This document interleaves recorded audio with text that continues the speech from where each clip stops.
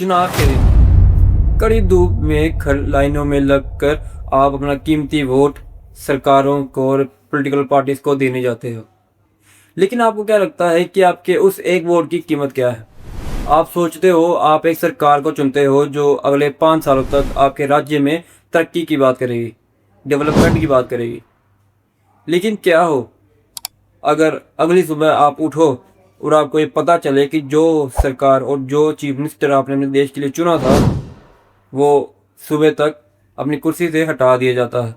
दिल्ली में आलीशान कमरों में बैठकर एक कोरे कागज पर साइन कर दिए जाते हैं और अगले ही पल आपका इलेक्टेड सीएम कुर्सी से हटा दिया जाता है। स्टेट असेंबली में ताला लग जाता है और एक ऐसा गवर्नर अपॉइंट कर दिया जाता है जिसको आपने कभी वोट देकर चुना भी नहीं होता।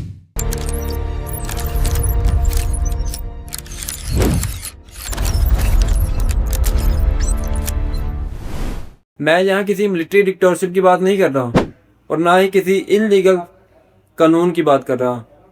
ये जो बातें मैं आपके साथ कर रहा हूँ ये सभी बातें हमारे संविधान में लिखी हुई हैं। लेकिन इन बातों को संविधान में लिखते हुए हमारे माननीय डॉक्टर बी.आर. अम्बेडकर ने ये आश्वासन, ये विश्वास दिलवाया था और ये कसम खाई थी इस कानून को यूज़ करने की ज़रूरत कभी नहीं पड़ेगी। उनका मानना ये था कि ये कानून एक डेड लेटर की तरह कॉन्स्टिट्यूशन में लिखा जाएगा जिसकी ज़रूरत इन फ्यूचर कभी नहीं पड़ेगी। लेकिन हमारे नेताओं ने इस कानून को एक ऐसी नंगी तलवार बना दिया है जिसने एक दो नहीं बल्कि 100 से ज़्यादा पॉलिटिकल पार्टीज के नेताओं की गर्दनें काटी हैं। आज के नैरेटिव्स में हम खोलेंगे पॉलिटिक्स की सबसे काली फाइल्स, आर्टिकल 356। इस कहानी की शुरुआत होती है 1949 में, जब कॉन्स्टिट्यूएंट असेंबली में कुछ महान लोग हमारे देश का संविधान लिख रहे थे जिनमें डॉक्टर बी.आर. अम्बेडकर भी शामिल थे। लेकिन जब कॉन्स्टिट्यूशन लिखा जा रहा था तो सबके मन में एक सवाल खड़ा हुआ कि अगर मान लो किसी स्टेट में कोई सरकार बन जाए और उससे उस राज्य की भागदौड़ ना संभाली जाए तो उसका क्या हल होगा। और अगर मान लीजिए कोई स्टेट बगावत कर दे कि हमें अलग कंट्री चाहिए तो उसका सलूशन क्या होगा।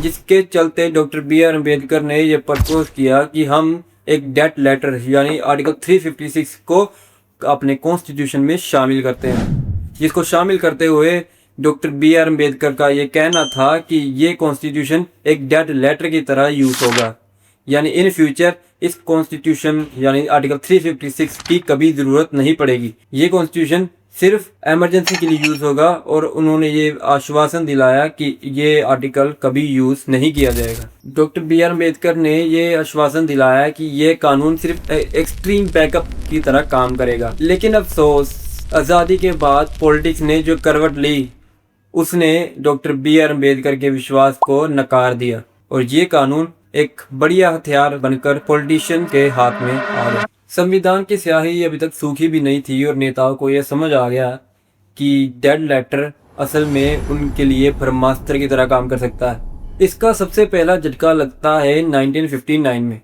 जब केरला में पहली बार कम्युनिस्ट गवर्नमेंट बनी।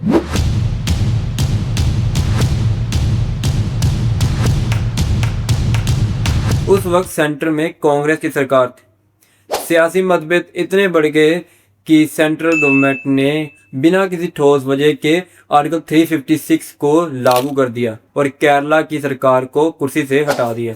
लेकिन ये तो बस शुरुआत थी।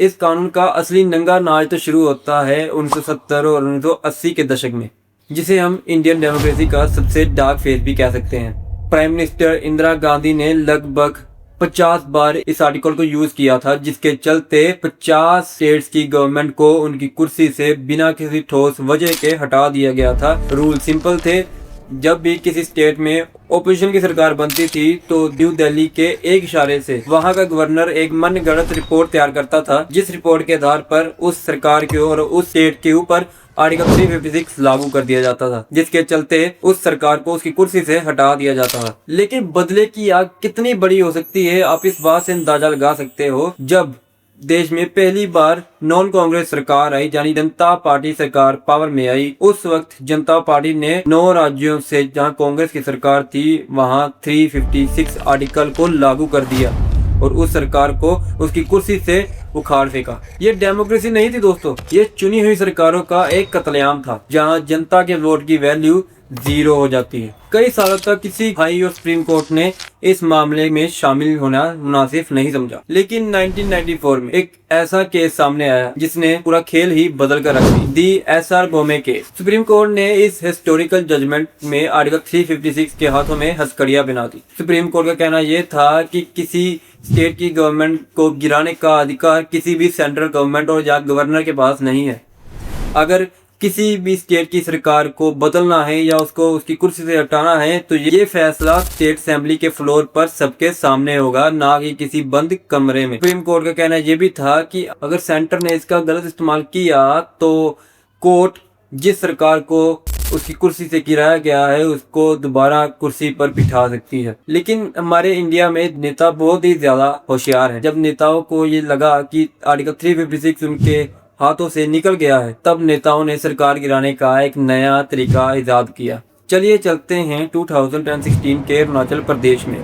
ये एक ऐसा पॉलिटिकल थ्रिलर है जो किसी बॉलीवुड मूवी से कम नहीं है। उस वक्त अरुणाचल प्रदेश में कांग्रेस की सरकार थी, जहां नाबम तुकी सीएम थे, लेकिन उनकी पार्टी के कुछ बागी एमएलएस ने गवर्नर के साथ मिलकर एक साजिश रची। गवर्नर ने बिना सीएम से पूछे एक असेंबली सेशन कम्युनिटी हॉल में एक लोकल होटल के अंदर रखा और वहां उन्होंने सीएम को उनके पद से डिसमिस कर दिया और एक नई सरकार बना ली। और दूसरी चाल ये देखिए, सेंटर ने वहां आर्टिकल 356 तुरंत लागू कर दिया, जिसके चलते कोई नई चाल ना चल सके। लेकिन इस बार मामला थोड़ा सा उल्टा पड़ गया। कांग्रेस ये मामला सुप्रीम कोर्ट तक लेके गई और कोर्ट ने जो कहा वो इतिहास में सबसे पहली बार हुआ। सुप्रीम कोर्ट ने गवर्नर के फैसले को अनकॉन्स्टिट्यूशनल डिक्लेयर कर दिया और आर्टिकल 356 को कैंसिल किया और कांग्रेस की सरकार को दोबारा से रिस्टोर करके कुर्सी पर बिठा दिया, जहां अरुणाचल प्रदेश में दोबारा कांग्रेस की सरकार सत्ता में आ गई। अरुणाचल प्रदेश के झटके के बाद सेंटर को यह समझ आ गया कि अब आर्टिकल 356 लगाना उनके लिए सेफ नहीं है।